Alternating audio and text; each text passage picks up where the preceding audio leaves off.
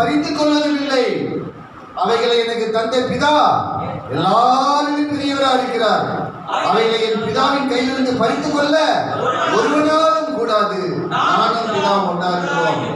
அல்லேலூயா.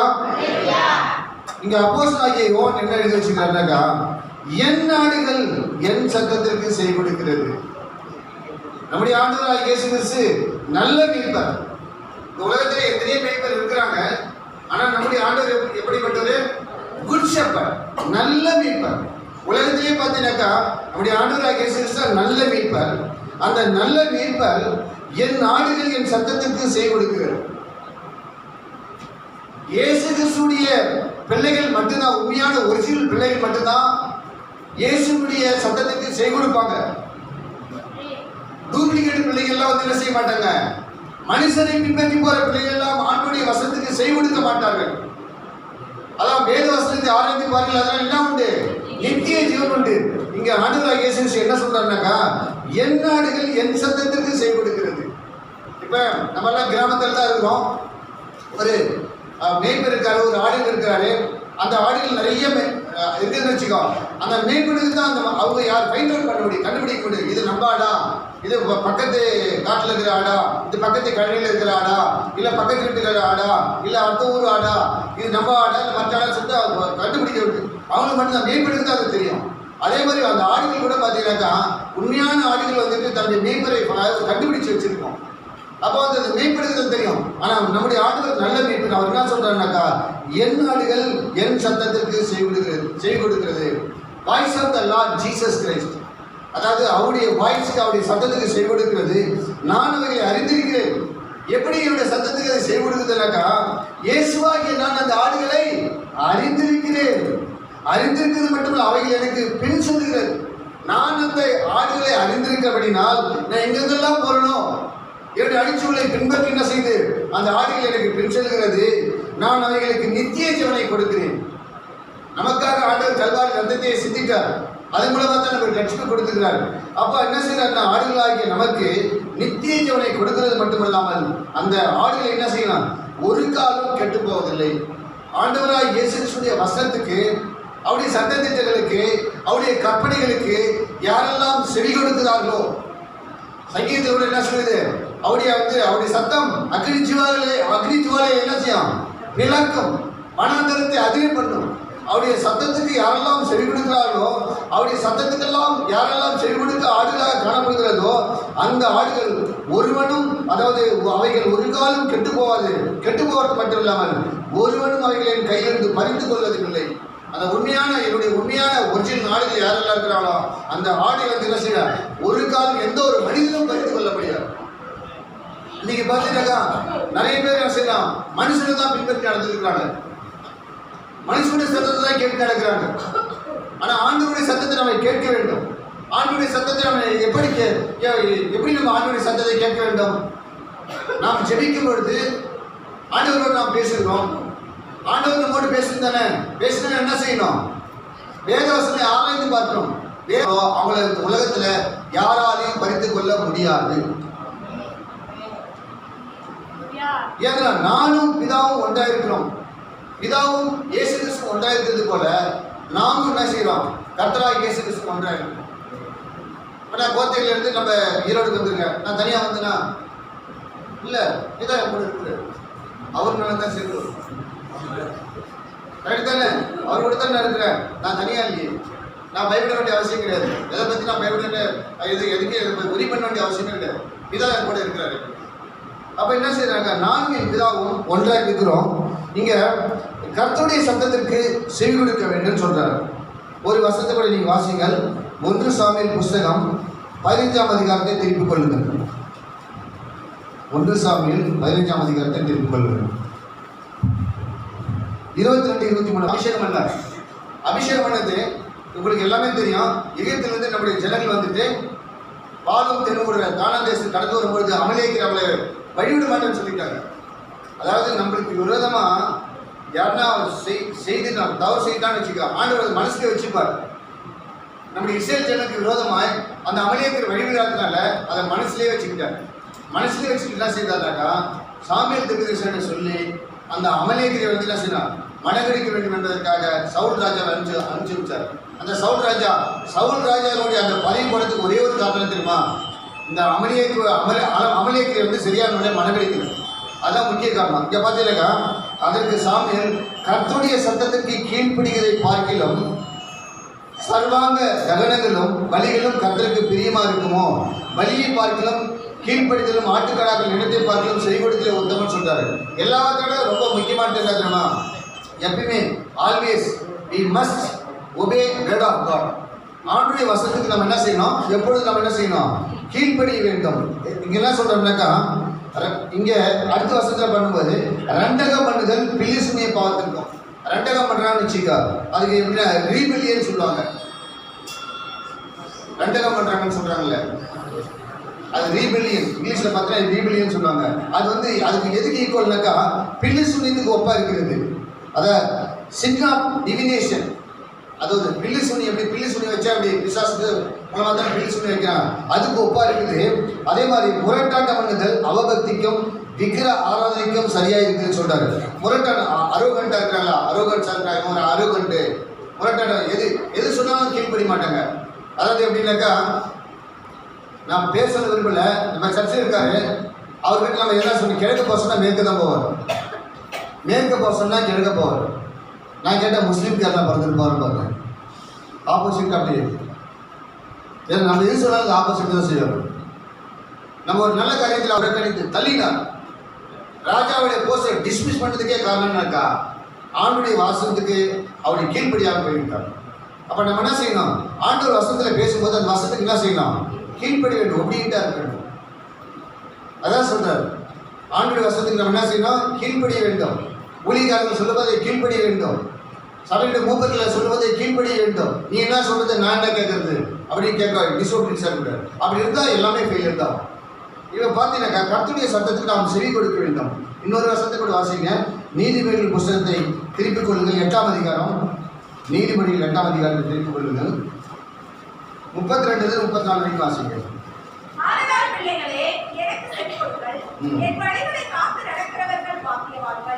நீங்கள் புத்தியை கேட்டு ஞானமடையுங்கள், அதை விட்டு விலகாதிருங்கள்.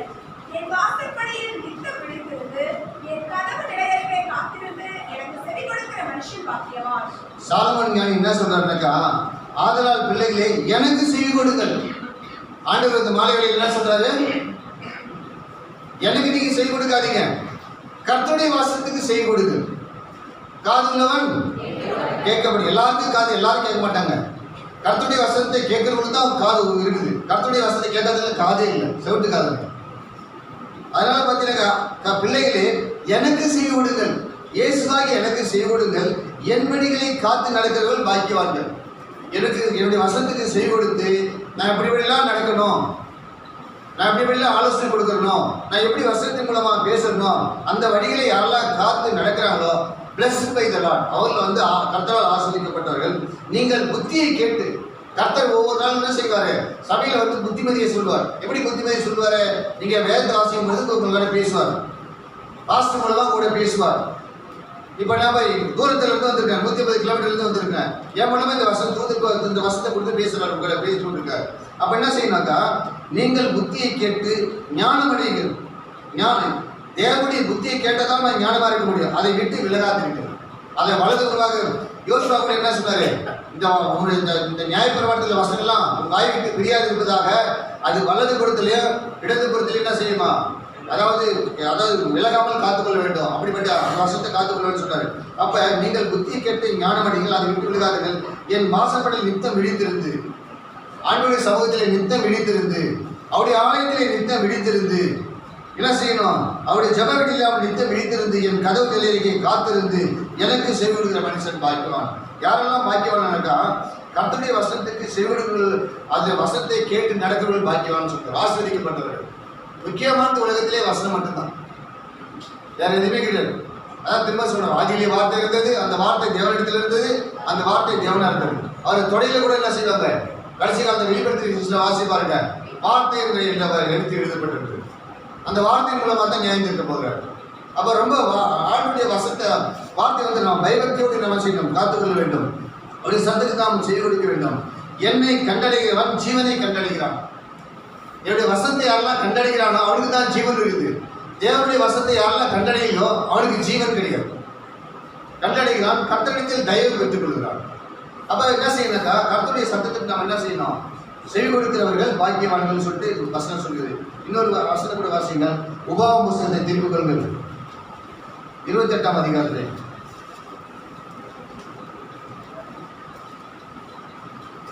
ஒன்று ரெண்டு வாசிங்க.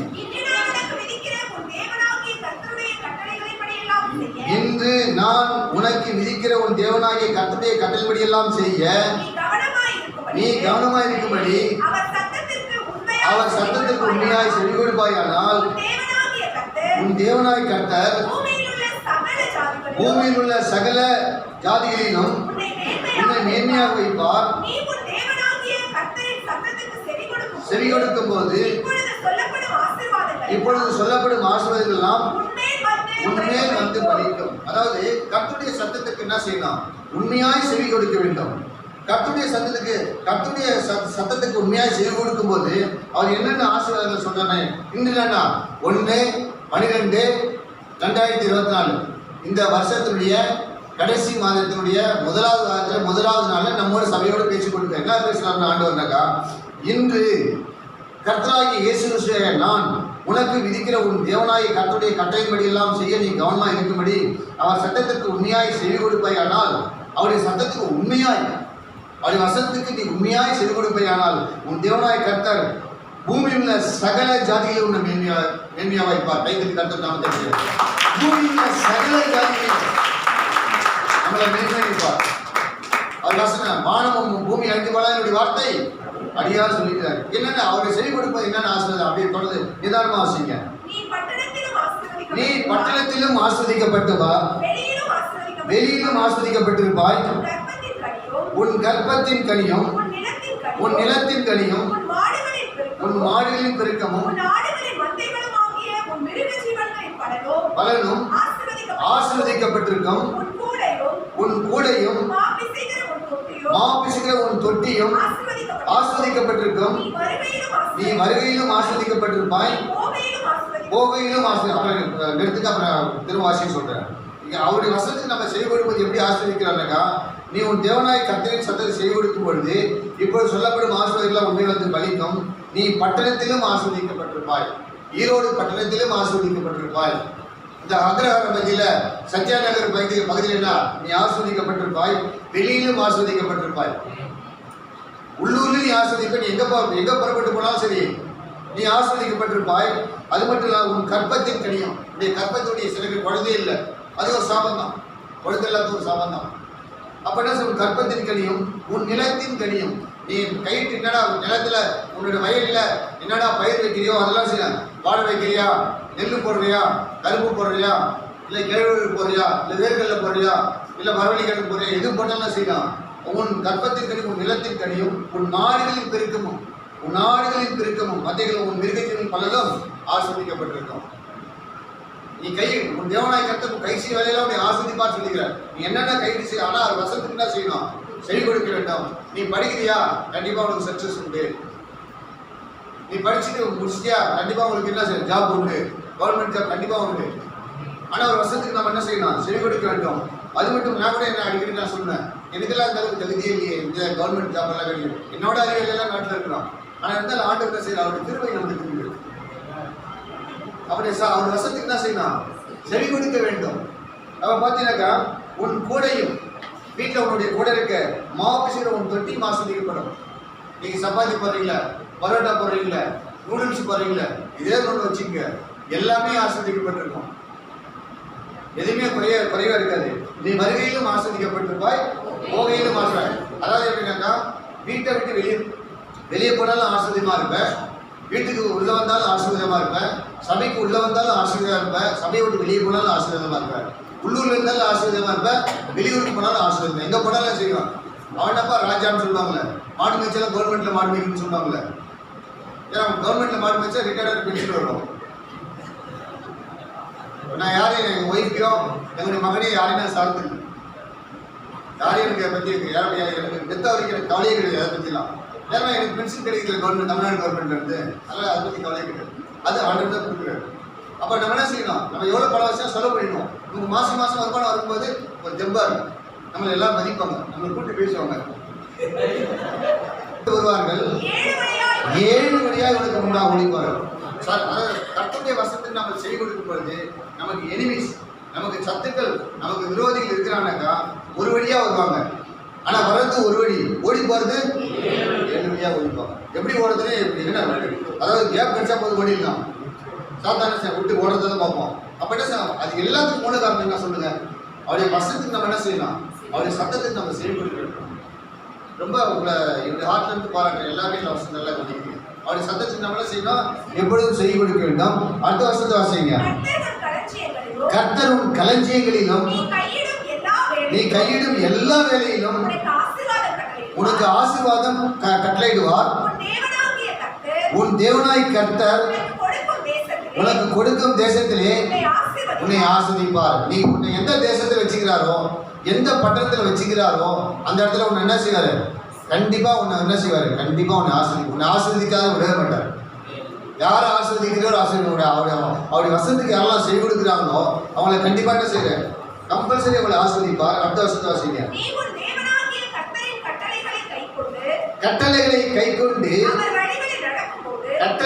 கைக்கொண்டு கர்த்தருடைய வழியில் நடக்கும்போது அவர்களுக்கு ஆணையிட்டபடியே உன்னை தமக்கு பரிசுத்த ஜனமாக நிலைப்படுத்துவார். கைதட்டி கர்த்தர் நாமத்தை மகிமைப்படுத்துவார். நான் அடிக்கடி சொல்லுவேன், எப்படின்னாக்கா, என்ன பிரைம் மினிஸ்டர் எடுத்தானா நரகத்துக்கு போவாரு, பியூன் வேலை செய்யறோம்னா பரலோகத்துக்கு போவோம். பிரைம் மினிஸ்டர் சொல்லிட்டு ஏப்பா அவர் பிரைம் மினிஸ்டர் அப்படின்னு சொல்ல பயப்படக்கூடாது. இயேசுக்கு ஏற்றுக்கொண்டா தான் நான் செய்ய பரலோகத்துக்கு போக முடியும். அப்போ அவருடைய வசனத்துக்கு செவி கொடுக்கும் பொழுது உன்னை தமக்கு பரிசுத்த ஜாதியாக நிலைப்படுத்துவார். அவங்க எவ்வளோ பெரிய ஜனம். இப்போ பார்த்தீங்கன்னாக்கா நீலகிரியில் 3 நாள் ஜனாதிபதி இருந்தாங்க. அது நான் ஓப்பனாக பேச முடியாது, பைக்கில் 3 நாள் வேலையை கெட்டு போச்சு. உலகத்திலேயே இல்லாத ஜனாதிபதி, உலகத்திலேயே இல்லாத கவர்னர் நீலகிரி வந்துட்டாங்க. அவ்வளோ கெடுபிடி. அவ வெளியிலும் ஆஸ்வதிக்கப்பட்டிருப்பாய், நீ வருகையிலும் ஆஸ்வதிக்கப்பட்டிருப்பாய், நீ போகையிலும் ஆஸ்வதிக்கப்பட்டிருப்பாய். அது மட்டும் இல்லாமல் அவர் என்ன சொல்றாருனாக்கா, சத்துருக்கள் ஒரு வழியா உனக்கு வருவாங்க, ஆனால் 7 வழியா ஓடி போயிடுவாங்க. உன் தேவனாய் கர்த்தருக்கு கொடுக்கும் தேசம் உன்னை ஆஸ்வதிப்பார், உன்னை தமக்கு பரிசுத்த ஜனமாக நிலைப்படுத்துவார். மேலும் அவருடைய வசனத்துக்கு செய்ய கொடுக்கும் என்ன ஆஸ்வதம் பாருங்க. அடுத்த வசனம் வாசிங்க. அப்பொழுது கர்த்தருடைய நாமம் உனக்கு தரிக்கப்பட்டது என்றது பூமியில் உள்ள ஜனங்கள் எல்லாம் கண்டு உனக்கு பயப்படுவார்கள். கர்த்தருடைய வசனத்துக்கு நாம் செவி கொடுக்கும் பொழுது கர்த்தருடைய நாமம் நமக்கு, உங்களுக்கு, எனக்கும் தரிக்கப்பட்டது. பூமியில் உள்ள ஜனங்கள் எல்லாம், நம்ம குடியிருக்கிற பகுதியில் ஜனங்கள் எல்லாம், இந்த பட்டணத்தில் இருக்கிற ஜனங்கள் எல்லாம், நம்ம எந்த இடத்துல வேலை செய்வோம் அந்த இடத்துல ஜனங்கள் எல்லாம் நம்மளை கண்டு நடுக்குவார்கள், நம்மளை கண்டு பயப்படுவார்கள். நம்மளை பார்த்து என்ன செய்வாங்க? ஒரு பயம் இருக்கு அவங்களுக்கு, ஒரு ஃபியர் இருக்கும். ஏன்னா கர்த்தருடைய நாமம் நமக்கு தரிக்கப்பட்டிருக்கு. நம்மளை பற்றியே நம்ம சீப்பாக நினைக்கிறோம். நம்மளை பற்றி நம்ம சீப்பாக நினைக்கூடாது. அவ்வளோ அதிகாரத்தை ஆண்டவர் என்ன செய்கிறாரு? அவருடைய வசனத்தை யாரெல்லாம் கை கொள்ளுகிறார்களோ அப்படிப்பட்ட அதிகாரத்தை ஆண்டவராய் இயேசு கிறிஸ்து நமக்கு கொடுத்திருக்கிறார். அடுத்த வசனத்தை கூட வாசிங்க. தேசத்தில் கற்பத்தின் கனியிலும் பலனிலும் உன் நிலத்தின் கனியிலும், அதாவது எந்த தேசத்துல, எந்த ஊர்ல, எந்த பட்டணத்தில் நம்மளை வச்சிருக்கிறாரோ அங்க நம்ம என்ன செய்வார்? அவருடைய சத்தத்துக்கு செய்ய கொடுக்கும் பொழுது பரிபூர்ண, அதாவது முழுமையா ஃபுல்ஃபில்டு, பரிபூர்ண நன்மை உண்டாக நமக்கு கட்டளையிடுவார். ஆனா நம்ம செய்ய வேண்டியது என்னன்னா, நான் அடிக்கடி மனப்பாடமா சொல்ல, உங்களுக்கு எல்லாமே தெரியும். 1ஆம் சங்கீதம் எனக்கு ரொம்ப பிடிச்ச சங்கீதம்.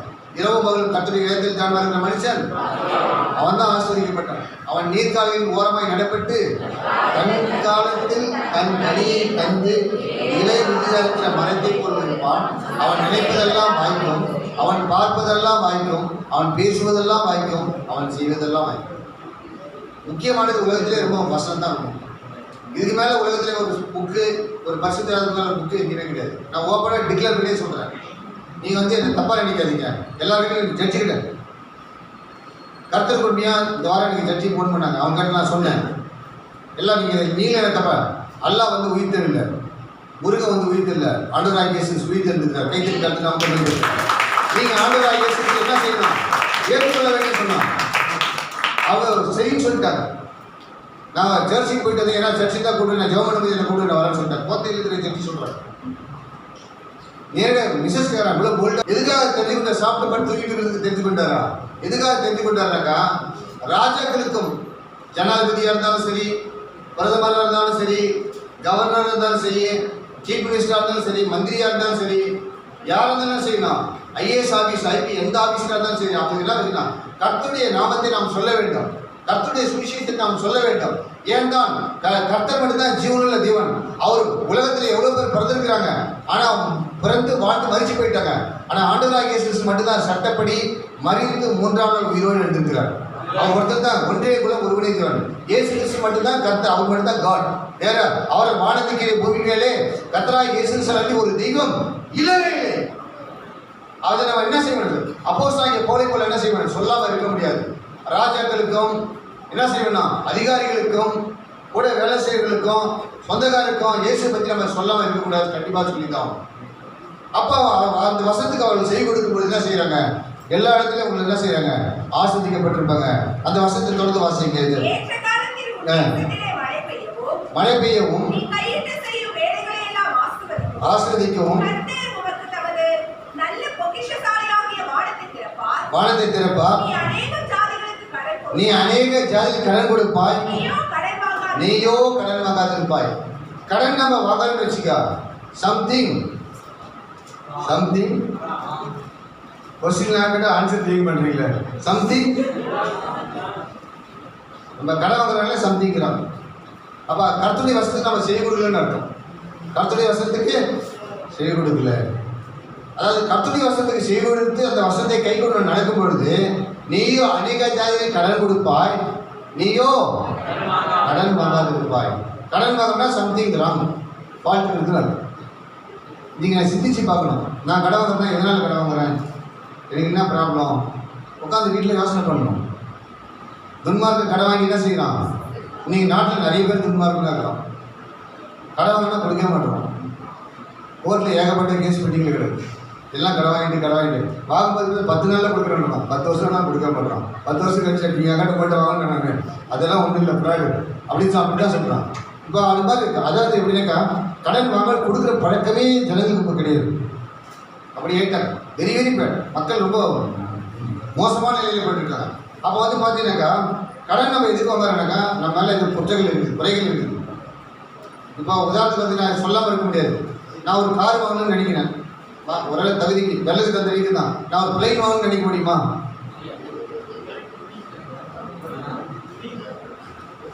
ஒரு வீடு கட்டணும்னு ஆசைப்படலாம், ஒரு சின்ன வீடு. அதுக்காக 4 மாடி வீடு கட்டணும்னு ஆசைப்பட முடியுமா? நம்மளோட வசதிக்கு தகுந்த மாதிரி தான். அது எக்ஸ்ட்ரா கடன்லாம் வாங்கக்கூடாது. அப்போ எதுக்காக சொல்லுவாருனாக்கா கர்த்தருடைய வசதிக்கு நம்ம செய்து கொடுக்கும் பொழுது அவர் என்ன செய்ய, நீ அவனுக்கு ஜாதிகளுக்கு கடன் கொடுப்பாய், நீயோ கடன் வாங்காதிருப்பாய். இன்னிலிருந்து கடன் வாங்கத்தை அவாய்ட் பண்ணுங்க. கண்டிப்பா சிங்கக்கொட்டிகள் தாட்சி பட்டியா இருக்கும்.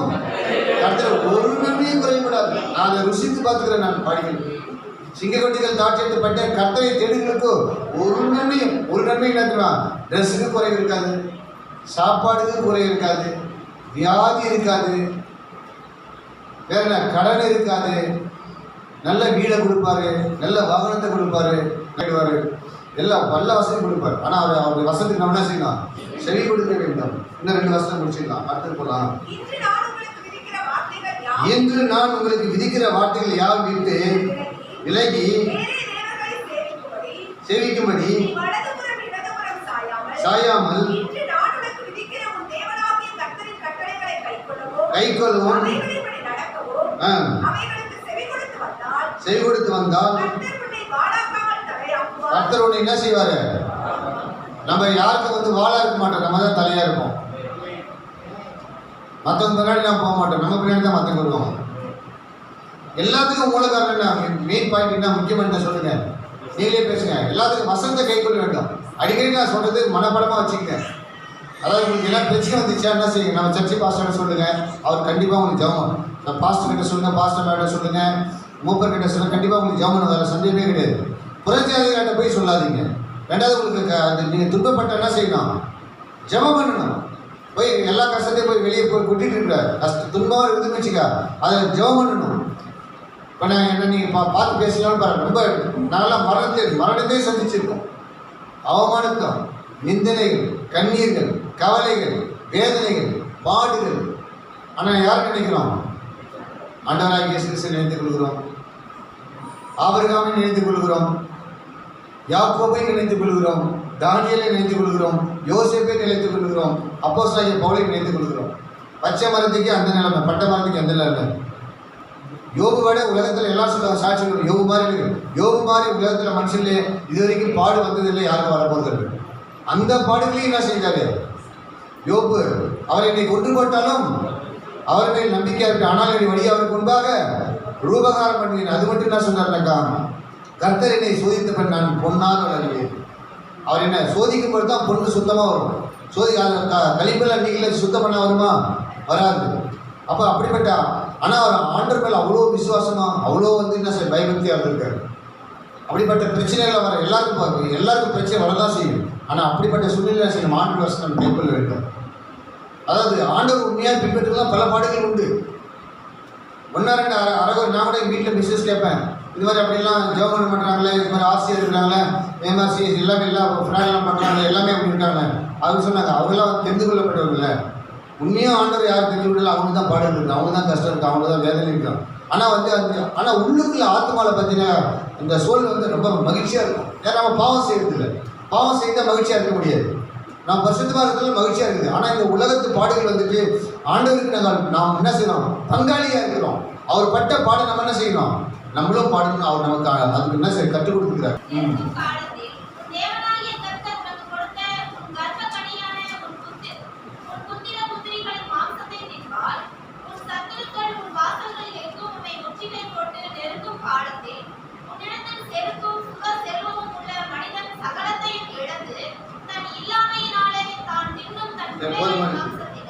என்ன செய்யறீங்க? அடுத்த வருஷத்தை வாசிக்க என்ன வருஷம் 65-66 வாசிக்க.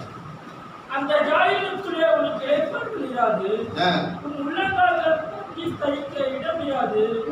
அங்கே கர்த்தர் உனக்கு தத்தளிக்கிற இருதயத்தையும் சோர்ந்து போகிற கண்களையும் கொடுப்பார். அதாவது ஆண்டவருடைய வசனத்துக்கு நம்ம செவி கொடுக்கும் போது இப்படியெல்லாம் நம்மளை ஆண்டவர் ஆஸ்வதிக்கிறார். ஆண்டவருடைய வசனத்துக்கு செய்விடாத டிஸ்ஒபீடியன்ஸா கீழ்படியாம போகும்போது என்னென்ன செய்யறாருன்னா, இந்த வசனத்தை நீங்க வாசிங்க. 45 - 48 வரைக்கும் ஃபர்ஸ்ட் வாசிங்க. உன் தேவனாய் கர்த்தர் உனக்கு விதித்த அவருடைய கற்பனைகளையும் கட்டளைகளையும் கைக்கொள்ளும்படி நீர் அவர் சத்தத்துக்கு செய்யக்கூடாதபடினால் இந்த சாபங்கள் எல்லாம் உண்மையில் வந்து நீ அடியை மட்டும் தொடர்ந்து பிடித்து சந்ததியிலும் இருக்கும். நல்லா கவனிங்க, அடலை போட்டுங்க. சகலமும் பரிபூர்ணமாய் இருக்கையில் நீ மனமகிழ்ச்சியோடும் களிப்போடும் உன் தேவனாய் கர்த்தரை செய்யாமல் போனது நிமித்தம் சகலமும் குறைபட்டு பட்டினியோடும் தாகத்தோடும் நிர்வாணத்தோடும் செய்விப்பாய். இது மட்டும் இருப்பு நுகத்தடியை கழுத்தின் மேல் போடுவார்கள். கர்த்தருடைய வசனத்தை சொல்றாரு, ஆண்டவர் சொல்றாரு. அந்த வசனத்துக்கு நீங்கள் கீழ்ப்படியாமல் போனீங்க. என்ன சொல்றாருனாக்கா, நீங்க கர்த்தருடைய வசனத்துக்கு செய்து கொடுக்க வேண்டும். கர்த்தருடைய வசனத்துக்கு செய்து கொடுத்தா உத்தமமானது. அதாவது கர்த்தருடைய வசனத்துக்கு செய்து கொடுக்கும் போது இந்தந்த ஆசீர்வாதத்தெல்லாம் நான் வச்சிருக்கிறேன் அப்படின்னு சொல்றாரு. பூமியில் சகல ஜாதிகள் நான் மேன்மையாக வைப்பேன் அப்படின்னு சொல்லியிருக்கிறாரு.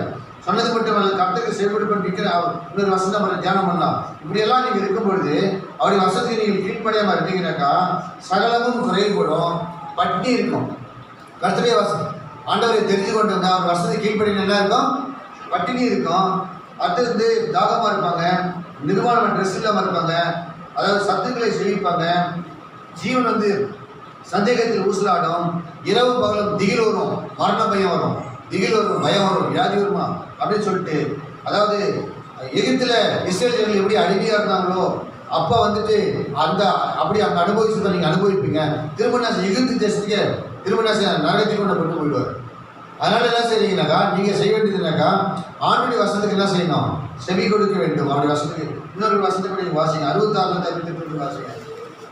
உன் ஜீவன் உனக்கு சந்தேகத்தில் ஊசலாடும். பாருங்க, உன் ஜீவன் உனக்கு சந்தேகத்தில் ஊசலாடும். உன் ஜீவனை பற்றி நம்பிக்கை இல்லாமல் உன் ஜீவனை பற்றி உனக்கு நம்பிக்கை இல்லாத பற்றி இரவும் பகலும் திகில் கொண்டிருப்பாய். இரவும் பகலும் திகில் கொண்டிருப்பாய். நீ பயப்படும் உன் இருதயத்தின் திகிலினாலும் நீ பயப்படும் உன் இருதயத்தின் திகிலினாலும் உன் கண்கள் காணும் காட்சியினாலும் விடியற் காலத்தில் எப்பொழுது சாயங்காலம் வருமோ என்றும் சாயங்காலம் வருமோ என்றும் சாயங்காலத்தில் எப்பொழுது விடியற் காலம் வருமோ என்றும் சொல்லுவாய். இனி காணாதிருப்பாய் என்று நான் உனக்கு சொன்னபடியா கர்த்தர் உன்னை கப்பல்களில் எகிப்திற்கு திரும்ப கொண்டு போய் அங்கே உங்கள் சத்துருக்களுக்கு வேலைக்காரிகளாகவும் விற்கப்படுவார்கள். உங்களை கொல்வாரும் இல்லாதிருப்பார்கள் என்றார். வசந்த கைகளாக என்ன செய்வாரு? மாட்டு வண்டியில் இருந்து வேற ஒரு காமிச்சு விட்டுறாரு. வழியை இழுத்துக்க நீ போய் சேர்க்க. ஆனால் கர்த்தருடைய வசத்துக்கு என்ன செய்யணும்? நம்ம செத்தாலும் சரி, ஆண்டுடைய வசத்தை தியானம் பண்ணுறது வைராக்கியமாக இருக்கணும். ஜெபம் பண்ணுறதுல வைராக்கியமாக இருக்கணும். ஏன்னா எல்லா ஊரும் சாவுதான் வந்து வரும்போது நான் பஸ்ஸில் ஒருத்தர் பேசிட்டு இருந்தோம். ஒரு பாஸ்டர் தான் வந்தார். அவர் என்ன சொன்னார்னா, சொன்னது சொல்கிறேன் அப்படி என்ன சொன்னார்னாக்கா, இது மாதிரி நான் வந்துட்டு கல்லறைக்கெல்லாம் போயிருக்கிறேன். அந்த இடத்துல ஒரு பள்ளம் தோண்டு அந்த பாடி வைக்கிறதுக்காக பள்ளம் எடுப்பாங்க. பார்த்தீங்கன்னாக்கா அந்த பக்கத்தில் ஒரு பாடி அதில் பார்த்து அந்த புழுவெல்லாம் ரொம்ப இருக்கும். அப்படி அதெல்லாம் மனுஷன் சிந்திச்சானாக்கா கவர்மெண்ட்டே தேவையில்லை, பேங்க்கு தேவையில்லை, எதுவுமே தேவையில்லை, போலீஸ் ஸ்டேஷன் கோர்ட்டு எதுவுமே தேவையில்லை. சிந்திக்கணும். மனுஷன் சிந்திக்கிறது ஒரு 2 நிமிஷம் உட்காந்து சிந்திக்கிறது இல்லை. இந்த உலகம் நமக்கு நடந்ததில் சிந்திக்கிறது இல்லை. ஆனால் நமக்கு நித்திய ஜீவனை கொடுக்குறாரு. நம்ம எங்கேயும் ஜீவனோடு இருக்கிற பரலோகத்தில் நமக்கு அவர் கூட இருப்போம். வேறு எவ்வளோ பெரிய கிஃப்ட்டுங்க உலகத்தில் யாரும் கொடுக்காத பாக்கியத்தை நமக்கு கொடுத்துருக்காரு. நம்ம அதை அசால்ட்டாக நினைக்கிறோம். இங்கேயும் நமக்கு மரணம் இல்லை, பரலோகத்தில் நம்ம ஜீவனோடு இருப்போம். அங்கேயும் மரணம் இல்லை. நம்ம எப்பவுமே உயிரோடு தான் ஆண்டவர் கூட இருப்போம். ஏன்னா மரணத்தை வந்து சிலுவையில் ஜெயிச்சிட்டாரு. மரணத்தை வந்து சிலுவையில் ஜெயிச்சிச்சுனால நமக்கு வந்து மரணமே இல்லை. அவதான் சொல்ல, மரணமே உன் கூறேங்கே பாதாளமே உன் ஜெயமேங்கே. இங்கே என்ன செய்ய இன்னொரு வசனம் கூட வாசிங்க. நீதிமொழி புஸ்தகம் 1ஆம் அதிகாரம் 33வது வசனம் எடுத்துக்கொள்ளுங்கள். எனக்கு கர்த்தராகி எனக்கு செவி கொடுக்கிற எவனோ அவன் விக்கிரமின்றி வாசம் பண்ணி ஆபத்திற்கு பயப்படாமல் அமைதியா இருப்பான். அதாவது கர்த்தருடைய வசனத்துக்கு யாரெல்லாம் செவி கொடுக்குறாங்களோ அவங்க என்ன செய்யணும்னா ரொம்ப சேஃப்டியா இருப்பாங்க.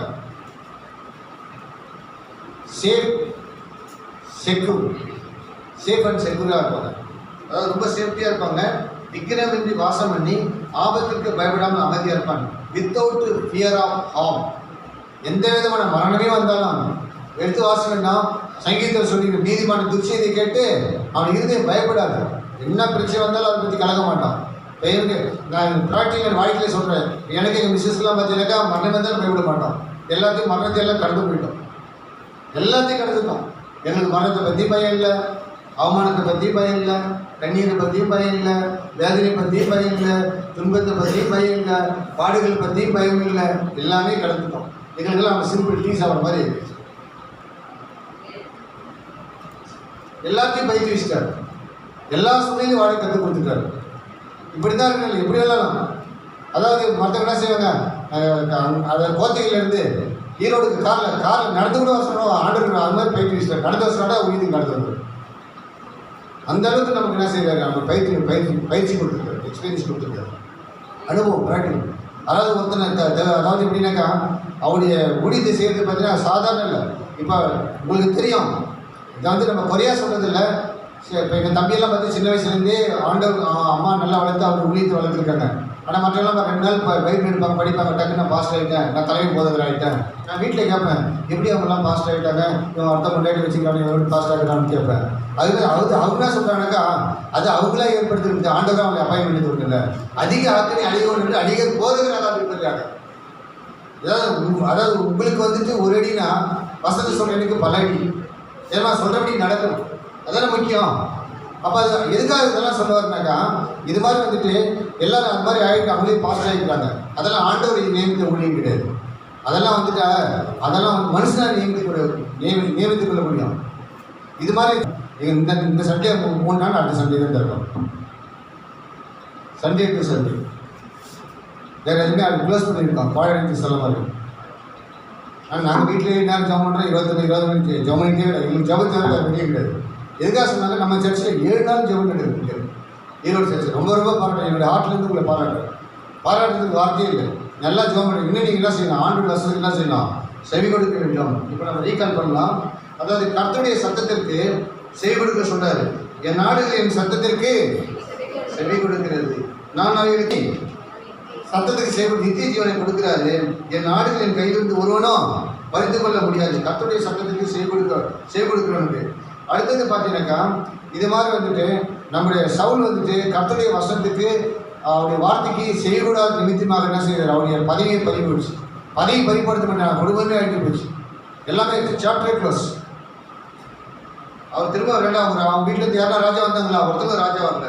அடுத்தது பார்த்தீங்கன்னாக்கா கர்த்தருடைய வசனத்துக்கு வந்து செவி கொடுக்கிறவங்க ரொம்ப ஆஸ்வதிக்கப்பட்டாங்க. கர்த்தருடைய வசனத்துக்கு செவி கொடுக்கப்படுது. நம்முடைய வாளாக்கம் என்ன செய்கிறாரு, தலையாக்குறார். கீழாகவும் மேலாகவும் பூமியில் உள்ள சகல ஜாதிகளும் நம்மளை ஆஸ்வதிக்கிறார். கர்த்தருடைய வசனத்துக்கு நம்ம செய்து கொடுக்கும் பொழுது நீயோ அநீதி ஜாதி கடன் கொடுப்பாய், நீயோ கடன் வாங்காதிருப்பாய். சத்துருக்கள் ஒரு வழியாக ஒரு நாள் 7 வழியாக ஓடி போவார்கள். அது மட்டும் இல்லை சரி, அவர் வசனத்துக்கு நம்ம செய்து கொடுக்கும் பொழுது அதாவது கர்த்தருடைய நாமம் உங்களுக்கு தனிக்கிற பூமியில் ஜனலாம் கண்டு நடுக்குவார்கள். அப்போ வந்துட்டு கர்த்தருக்கு செய்து கொடுக்கிற விக்கிரமின்றி வாசம் பண்ணி ஆபத்துக்கு பயப்படாமல் மிகவும் அமைதியாக இருப்பான். அப்போ வசனத்துக்கு நம்ம என்ன செய்யணும், நீங்கள் எதை சரி சாப்பிட்றீங்களோ இல்லையோ டெய்லி பைபிளை படிக்க, ஜெபம் பண்ணுங்க, தியானம் பண்ணுங்க. மற்றெல்லாம் கர்த்தர் பார்த்துக்கிறார். அவரே சொல்றாரு, முதலாவது அவனுடைய ராஜ்யத்தையும் அப்படி நீதியத்தை மற்றெல்லாம் அவங்களுக்கு கூடவே கொடுக்கப்படுன்னு சொல்றாரு. ஆண்டவர் நம்பர் ரொம்ப அதுவும் அவங்களுக்கு தேடாதவங்களுக்கு என்னென்ன வருதுனாக்கா சகலமும் குறைவுபடும். பட்டினியாக இருப்பாங்க, தாகமாக இருப்பாங்க, நிர்வாணமாக இருக்காங்க, சத்துக்கள் அவங்கள மேற்கொள்வாங்க. அது மட்டும் அவங்களுக்கு ஜீவன் வந்து பலவித வியாதி இருக்கும், மரண பயம் இருக்கும், மரண திகில் இருக்கும், அதெல்லாம் ரொம்ப இருக்கும். இரவு பகலில் திகில் கொண்டிருப்பாங்க. அப்போ என்ன செய்யற ஆண்டவர் கப்பல் ஏற்றிட்டு விகிதத்துக்கு அனுப்பிச்ச மாதிரி திரும்ப மீண்டும் நம்மளை அனுப்பிச்சு விட்டுருவாரு. அதனால் வசனத்துக்கு நீங்கள் ஆண்டவர் நம்ம பேசுனா அவருடைய வசனத்துக்கு நம்ம என்ன செய்யணும், செவி கொடுக்க வேண்டாம். என்னுடைய சொந்த வசனத்துக்கு என் சொந்த வார்த்தைக்கு நீங்கள் செவி கொடுக்க வேண்டாம். கர்த்தருடைய வசனத்துக்கு நீங்கள் என்ன செய்யணும், கண்டிப்பாக நீங்கள் செவி கொடுக்க வேண்டும். செவி கொடுப்பீங்களா? ஆமாம், இல்லைங்களா? எல்லாம் ஒரு கொஸ்டின் மாதிரி கேட்குறேன். எப்படின்னாக்கா டெய்லியும் வந்துட்டு ஒரு அதிகாரம் வாசிக்கிறீங்க. யாரு டெய்லியும் ஆண்டவர் வாசல் ஒரு அதிகாரம், நான் டெய்லியும் ஒரு அதிகாரம் வாசிக்கிறேன் அப்படி சொல்லிட்டு 2 அதிகாரம் தெரியும். இதில் பரவாயில்ல, ஆண்டு நம்ம கூட இருக்காரு, உண்மையை பேச அது தப்பு. 3 அதிகாரம் தேவனுக்கு நான் மைமிக்க நான் என்ன செய்வேன், மினிமம் அதை குறைஞ்சது வந்துட்டு ஒரு நாளைக்கு 3 அதிகாரம் இங்கிலீஷ்லையும் அதே அதிகாரத்தை இப்போ மற்ற 15, 16 பேர் வச்சுக்க இங்கிலீஷில் தியானம் பண்ணுன்னா அதே 15, 16 பேர் அதே நாளில் தமிழ்லையும் தியானம் பண்ணேன். 2 படிப்பேன். அப்போ 2 டைம் படிக்கிற மாதிரி தியானம் பண்ணணும். அப்போ நீங்கள் எல்லாம் படிச்சு எஜுகேட்டட் இங்கிலீஷ்லேயே அதை என்ன செய்யணும், தியானம் பண்ணணும்.